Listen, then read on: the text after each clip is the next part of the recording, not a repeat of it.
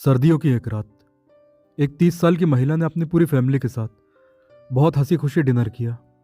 उसके बाद उसने कहा कि मेरा थोड़ा हेडेक है, मैं अपने रूम में सोने जा रही हूँ। सर्दियाँ पड़ रही थी। उसने अपने कमरे का दरवाज़ा बंद किया और उसके बाद वो आराम से सो गई। आधी रात को उसकी फैमिली को कुछ अजीब सा एहसास हुआ।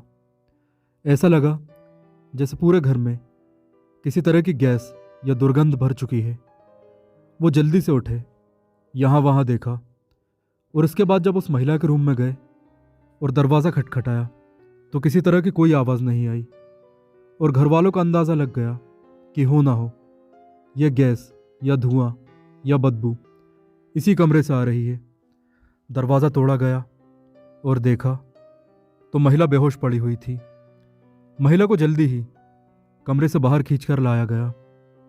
911 को कॉल किया गया, डॉक्टर्स को कॉल किया गया और महिला को तुरंत अस्पताल ले जाया गया। महिला उस समय बेहोश थी। डॉक्टरों ने उसके खून की जांच की और देखा कि पॉइजनिंग के पूरे लक्षण हैं। इसके बाद डॉक्टरों ने उसे हाइपरबैरिक ऑक्सीजन चैम्बर में भी रखा। यह एक ऐसी डिवाइस होती है जो कि आपके ब्लड में यानी कि आपकी ब्रीदिंग में 100% प्योर ऑक्सीजन पहुंचाती है। क्योंकि इस महिला को हाइपोक्सिया हो गया था यानी कि खून में ऑक्सीजन की कमी, तो उस महिला को हाइपरबैरिक चैम्बर में रखा गया। इसके बाद कुछ और दवाइयाँ दी गई। महिला थोड़ा रिकवर हुई। उसके बाद कुछ और रिकवर हुई। जब उससे पूछताछ की गई तो उसने बताया कि मैं अपनी ज़िंदगी से पूरी तरह निराश हूँ और अब मैं अपना सब कुछ ख़त्म करना चाहती हूँ। तो इसीलिए मैंने सबसे आसान और बिना दर्द के तरीके को चुना। उस महिला को दरअसल कार्बन मोनोऑक्साइड की पॉइजनिंग हुई थी। कुछ दिनों के बाद महिला पूरी तरह ठीक लग रही थी, सभी से बातें भी कर रही थी, लेकिन निराश थी। लेकिन 3 हफ्ते बाद हॉस्पिटल में रहने के बावजूद भी उस महिला की डेथ हो जाती है, और वो भी इसीलिए क्योंकि कार्बन मोनोऑक्साइड ने मल्टीपल ऑर्गन्स को नुकसान पहुंचा दिया था। ये थी एक कहानी।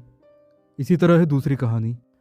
45 साल का एक state agent, property dealer, property के काम में हुए नुकसान से बहुत ज़्यादा परेशान था। उसने कुछ बॉटल शराब की खरीदी, कार उठाई और एक सुनसान जगह पर चला गया। वहाँ जाकर उसने काफ़ी शराब पी और अपनी कार के एग्जॉस्ट में एक पाइप लगाया जिसे विंडो से कार के अंदर कर लिया। कार की बाकी खिड़कियाँ अच्छी तरह पैक कर दी गई यानी कि लगा दी गई, और उसके बाद कार का इंजन स्टार्ट कर दिया गया। इंजन से निकलने वाला धुआं, खासकर कार्बन मोनोऑक्साइड, जल्दी ही कार में भर गई और वो एजेंट बिना किसी दर्द के नशे में ही इस दुनिया से चला गया। आजकल कार्बन मोनोऑक्साइड की पॉइजनिंग की घटनाएं या दुर्घटनाएं, चाहे वो जानबूझकर की गई हो या गलती से, बहुत ज़्यादा बढ़ चुकी हैं। क्योंकि एक ऐसी गैस है जो आपको नींद में ही ख़त्म कर सकती है। आपने कई बार देखा और सुना भी होगा, भारत में भी, कि एक परिवार या कोई इंसान चिमनी जलाकर सोया या अंगीठी जलाकर सोया, अंगीठी में कोयले डाले, घर के खिड़की दरवाजे बंद थे, रात में जहरीला धुआं फैला और वो व्यक्ति या वो परिवार सोते हुए ही इस दुनिया से चला गया। सबसे बड़ी बात यह है कि लोग सोचते हैं कि क्या जब दम घुट रहा होगा कार्बन मोनोऑक्साइड की पॉइजनिंग से, तब क्या उन्हें पता नहीं चला होगा? तो इसका जवाब यह है कि बिल्कुल भी नहीं। क्योंकि कार्बन मोनोऑक्साइड एक ऑर्डरलेस यानी कि गंधहीन और रंगहीन गैस है। इसका कुछ भी पता नहीं चलता है। साथ ही ये इतनी जल्दी आपके ब्लड से ऑक्सीजन को हटाकर वहाँ कार्बन मोनोऑक्साइड जोड़ देती है कि तुरंत सफोकेशन होने लगता है। मल्टीपल ऑर्गन्स, स्पेशली हार्ट और ब्रेन, काम करना बंद कर जाते हैं और इंसान को पता ही नहीं चलता कि कब सब कुछ खत्म हो चुका है।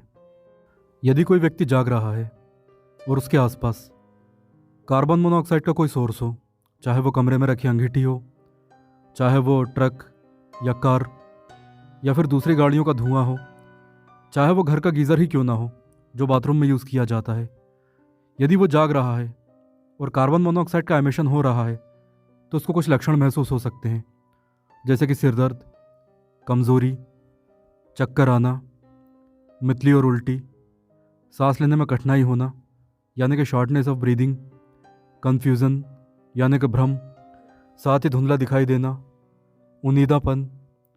इसके अलावा उसके मसल से यानी मांसपेशियों से उसका कंट्रोल छूट जाएगा और इसके अलावा वो बेहोश भी हो सकता है। तो ये कुछ ऐसे लक्षण हैं जो कार्बन मोनोऑक्साइड के आपके आसपास होने से आपको महसूस हो सकते हैं। लेकिन यदि कोई व्यक्ति सो रहा है या नशे में है और कार्बन मोनोऑक्साइड फैलती है तो यह बहुत ही मुश्किल है कि ये सभी लक्षण या इनमें से कोई लक्षण उसे महसूस हों। और यदि कार्बन मोनोऑक्साइड एक निश्चित स्तर से ज़्यादा हो गई तो आप ये समझ लीजिए कि उस व्यक्ति के बचने की संभावना बहुत ही कम होगी। इसलिए आप सभी इस चीज़ का बहुत ध्यान रखें कि कोयले के कुछ टुकड़े या अंगीठी या आपके बाथरूम का गीज़र भी कार्बन मोनोऑक्साइड का एक पोटेंशियल सोर्स हो सकता है।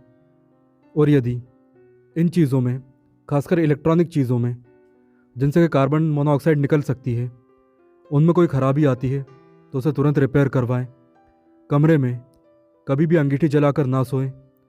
यदि अंगीठी जल गई है और उसका धुआं भरा है तो खिड़कियां कुछ देर के लिए खोल दें और अंगीठी को बुझाकर अच्छी तरह पानी डालकर बाहर रख दें, क्योंकि एक ऐसी गैस है जिसकी ना तो गंध आती है और ना ही कोई इसका लक्षण खासकर सोते हुए किसी को महसूस होता है। वैसे इस टॉपिक पर हम एक पूरा वीडियो भी बना चुके हैं जिसे आप इस वीडियो के एंड स्क्रीन पर देख सकते हैं। और यदि आपको इस बारे में ज़्यादा जानकारी चाहिए तो आप खुद भी कार्बन मोनोऑक्साइड की पॉइजनिंग पर रिसर्च कर सकते हैं और ये देख सकते हैं कि भारत में किस तरह, खासकर गाँव में, किस तरह लोग इसका शिकार बनते हैं। अब यदि किसी को कार्बन मोनोऑक्साइड की पॉइजनिंग हो चुकी है तो सबसे पहले उसे फ्रेश एयर में ले जाएं, यानी कि ताज़ी हवा में।